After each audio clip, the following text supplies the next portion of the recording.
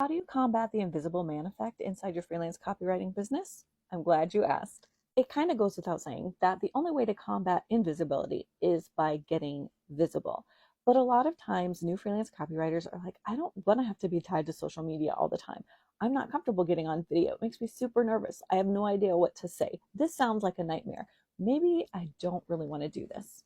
Look, I get it. Unless we were born for the stage, we all have to work through our, mindset blocks about getting visible on social media. Here's a couple tips that can make it super simple and easy to get started. Number one, optimize your social media profiles. Make sure that you have a short bio that talks about who you are, what you do, who you serve, and the kind of results you can get for them. Number two, make it easy for prospective clients to reach out to you. That means include a web link to your website or a link to your call scheduler. Number three, get consistent. Choose one social media platform that you enjoy and then create a consistent schedule for posting there. Choose what kind of posts you want to do. You could do print content, you could do a blog, you could do video content, you could do photo content with captions.